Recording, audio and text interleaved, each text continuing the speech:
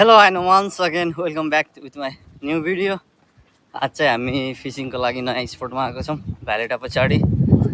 लेसी कस्तो हुन्छ फिसिङको लागि है। आज चाहिँ नयाँ स्पोटमा आएको, हेरौँ। This is my first time over here है।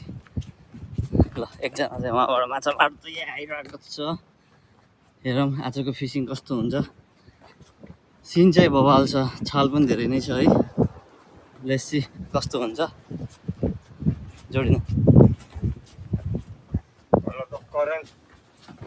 Lot of fees. यो चाहिँ हाम्रो नयाँ स्पोट हो फिसिङको। हेरौँ आजको फिसिङ चाहिँ कस्तो हुन्छ। तर वेब्सहरू चाहिँ लास्टै छ है।